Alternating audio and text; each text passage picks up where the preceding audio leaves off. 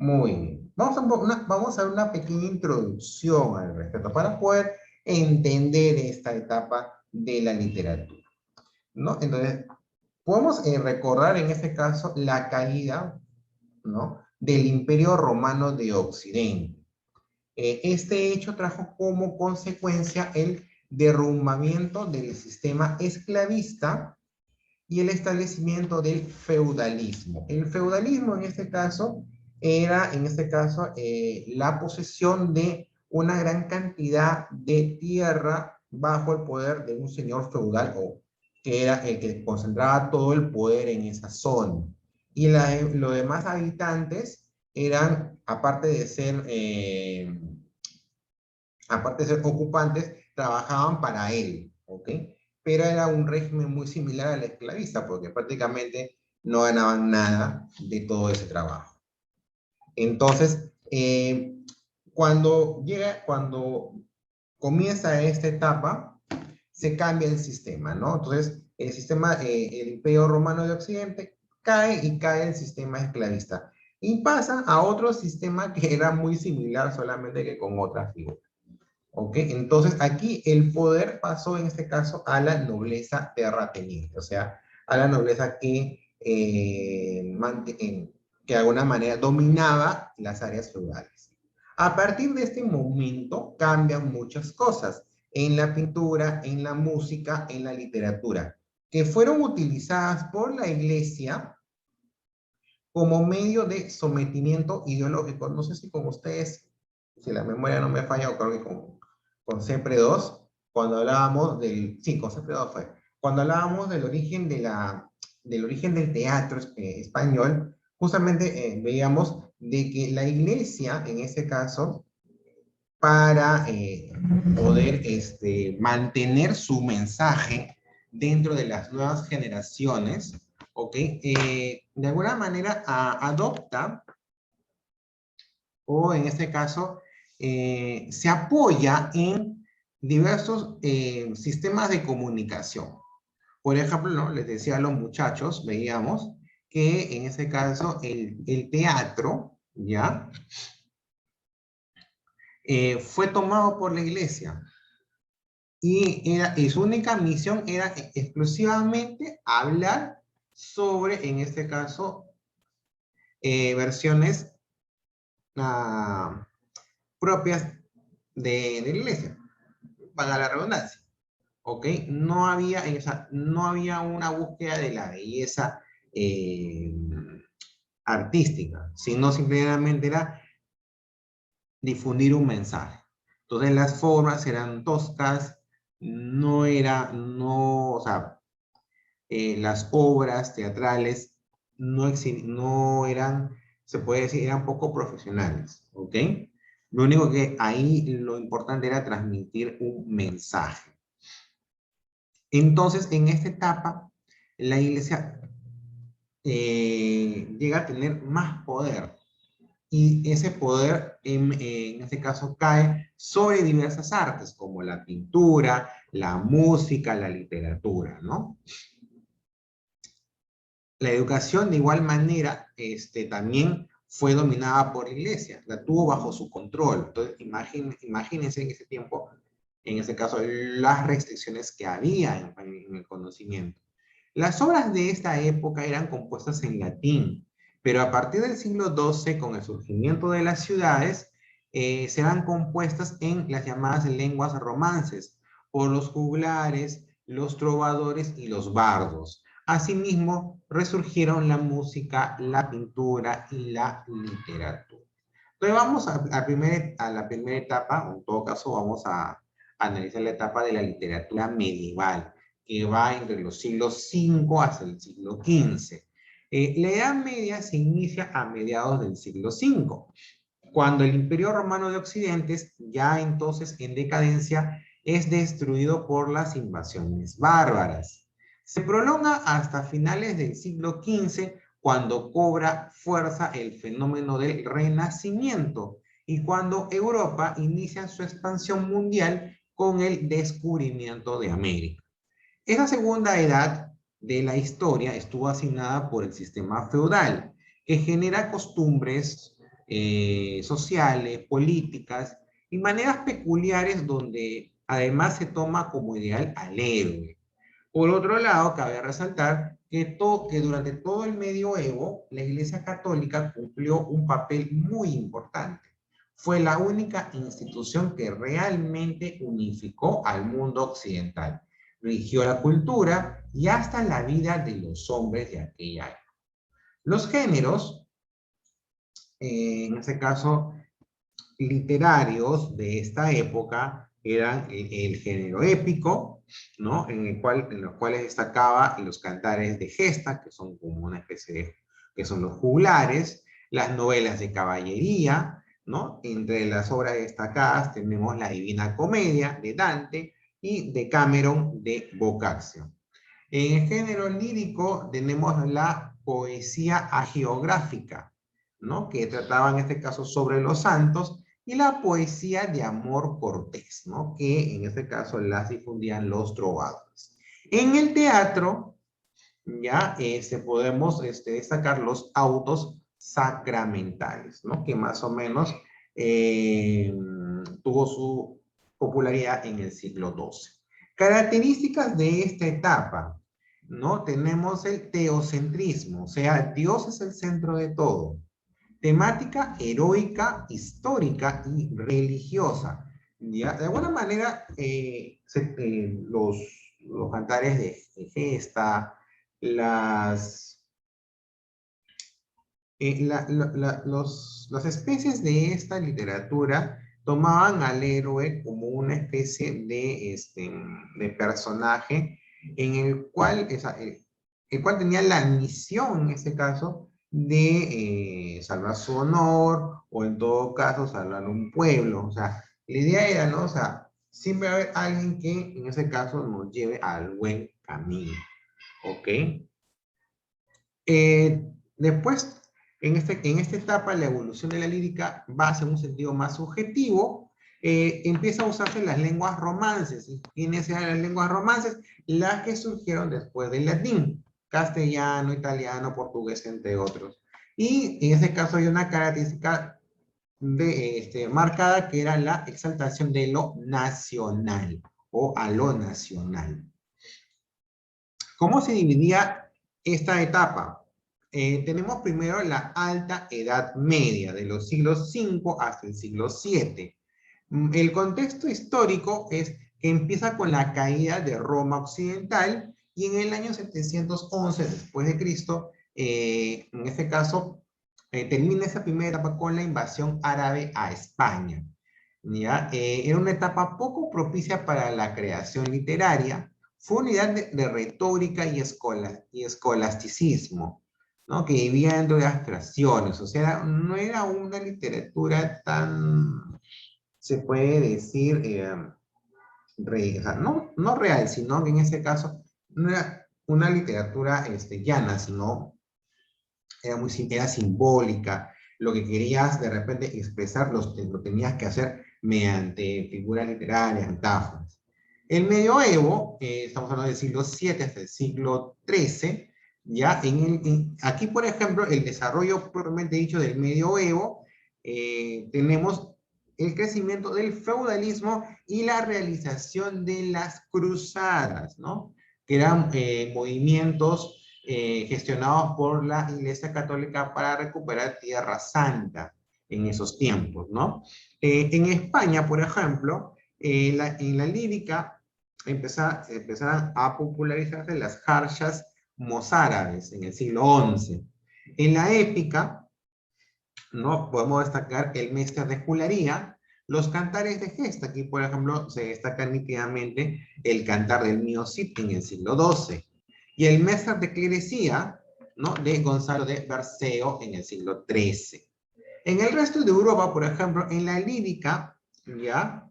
En este caso eh, se podía visualizar la lírica tradicional en lengua vulgar cortés, oculta en lengua vernácula, ¿no? O sea, ahí los trovadores popularizaban la lírica en estas lenguas. En el caso de la épica tenemos el cantar de Roldán, en este caso que surgió en Francia en el siglo XIII, y el cantar de los Nibelungos, que surgió en Alemania en el siglo XIII. También. En el caso de la Alta Edad Media, no, acá es baja. Acá debe ser Baja Edad Media. En la Baja Edad Media, ok, históricamente podemos ver el afianzamiento de las burguesías y las monarquías. La irrupción del humanismo en el año 1453. La caída de Constantinopla, ¿no? Y el descubrimiento de América en 1492. O sea, de alguna manera estos hechos marcaron el fin del sistema feudal y el crecimiento, en este caso, de las monarquías. En España, ¿no? La narrativa surge el infante Don Juan Manuel en el siglo XIV. En la lírica destaca Jorge Manrique en el siglo XV y en el humanismo Helio Antonio de Nebrija surge en el siglo XV.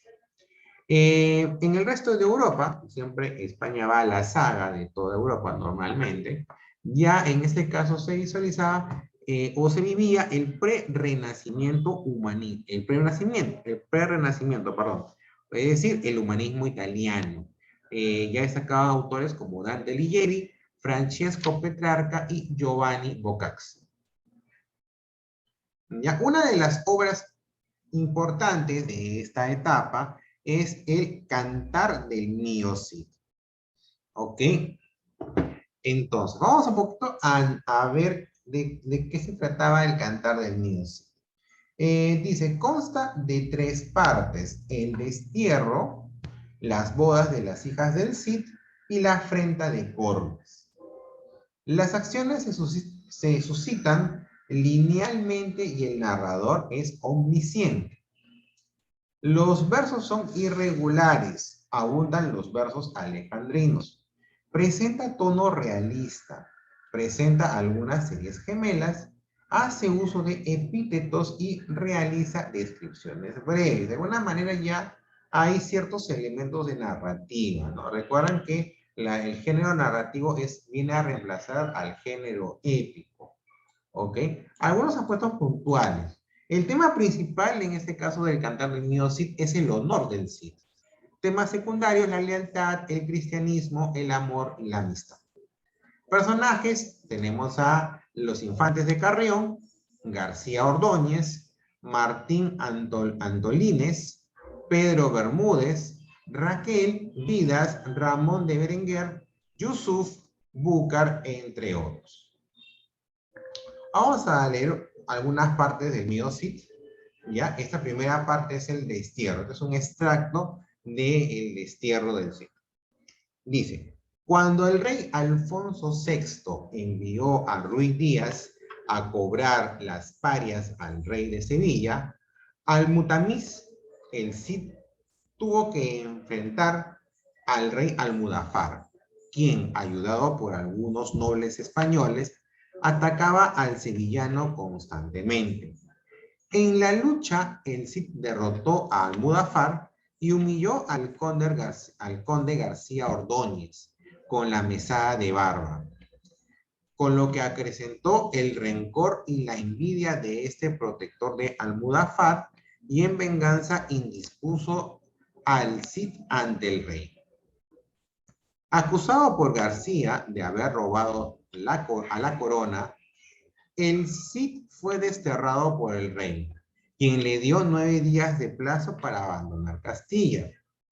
Esta expulsión significó para el campeador el despojo de su honor, pues debía abandonar su tierra completamente solo. Su esposa y sus hijas quedarían hospedadas en un monasterio de San Pedro de Cardeña. A pesar de la prohibición de ayuda para el Cid, sus vasallos fieles deciden acompañarlo en el destierro. Martín Antolínez consigue dinero para financiar la lucha contra los moros, estafando a 2 judíos, quienes otorgan al Cid 600 marcos por 2 arcas llenas de arena, pues pensaba que contenían tesoros. En el campo de batalla, después de algunos problemas, el Cid campeador comienza a conquistar tierras en honor de Alfonso VI para obtener su perdón. Tomó por asalto Castejón, luego conquistó Alcócer y finalmente Barcelona, en donde obtuvo su famosa espada colada del conde Ramón Berenguer. Tras cada triunfo, el Cid repartía los botines obtenidos y un porcentaje era enviado al rey Alfonso como ofrenda de su sumisión. ¿Ya? Ahora vamos a ver un extracto. En este primer extracto, por ejemplo, nos habla, ¿no?, del inicio de la obra, en donde en este caso Ruiz Díaz de Vivar fue indispuesto ante el rey, en este caso Alfonso VI. Y ante ante estas incidencias, Alfonso VI decide desterrar al Cid. Y él, en este caso, su principal motivo, o el principal motivo de la aventura es la recuperación de su honor. Para él, el buen nombre, en este caso, era muy importante.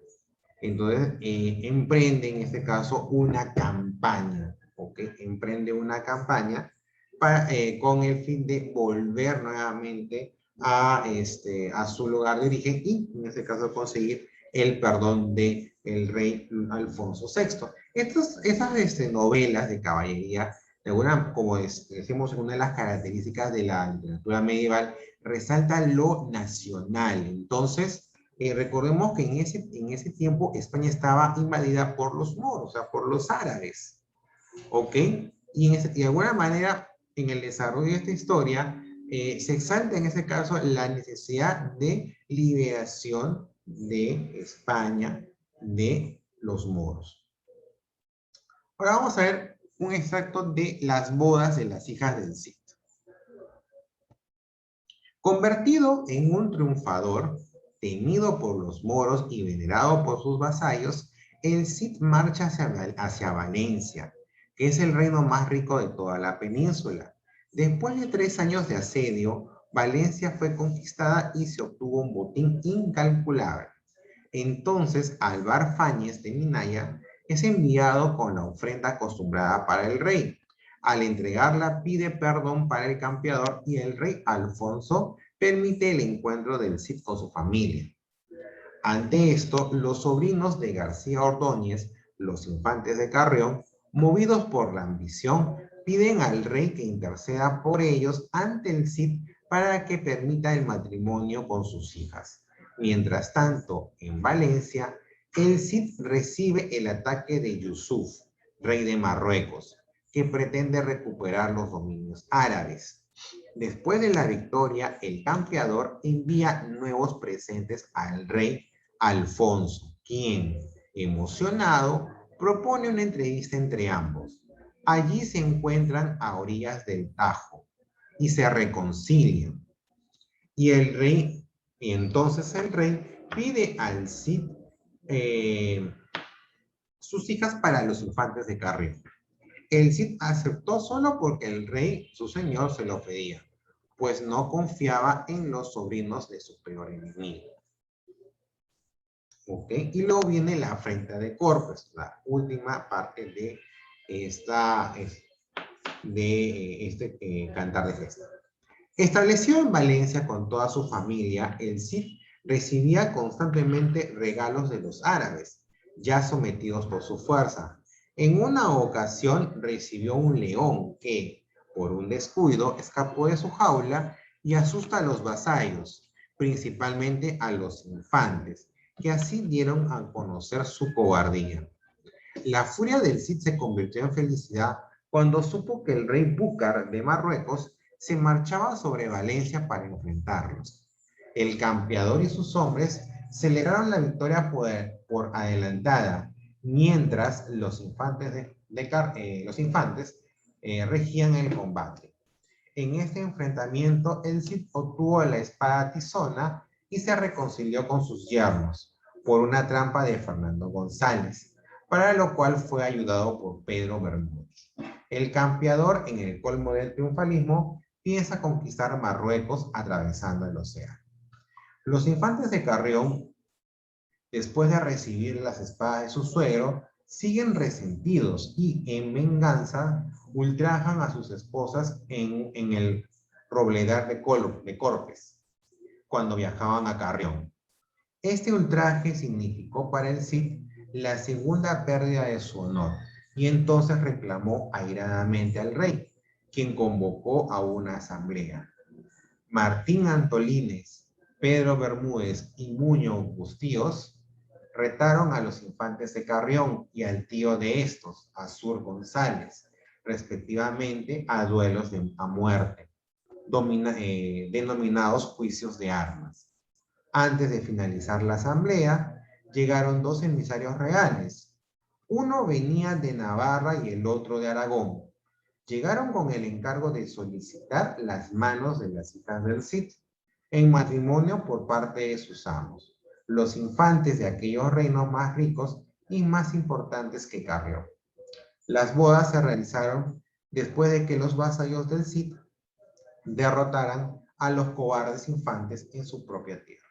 El triunfo bélico significó la recuperación de la honra del Cid y las segundas bodas, el acrecentamiento de la misma. Finalmente menciona que el Cid murió muy anciano y que los reyes de España descienden del Cid. ¿Ok? Entonces eso es lo que hemos visto en este caso, este campeador, en este caso, es una muestra de una de las especies de esta época. En donde, en este caso, como bien analizamos, lo que hace es, en este caso, habla o tiene como tema principal el honor del Cid, que en este caso es perdido dos veces, no solamente primero por el destierro al cual es sometido, y después en este caso por el ultraje de sus yernos hacia sus hijas. ¿Ok? Entonces, esa es una revisión de la etapa del medievalismo. ¿Ok? Una corriente que surgió luego de la caída del Imperio Romano de Occidente, ¿no? Y de alguna manera con el cual termina todo un sistema esclavista y pasa a un sistema feudal también esclavista, ¿no? No había mucha diferencia, solamente era el cambio, en este caso, de las personas que ostentaban el poder en esos momentos. De alguna manera destacó el dominio, el poder de la Iglesia Católica, y que de alguna manera influenció en diversos ámbitos, no solamente de las artes, sino también de la educación. ¿Ok? Entonces, hasta aquí la primera sesión. En 5 minutos regresamos para la segunda sesión correspondiente. Nos vemos.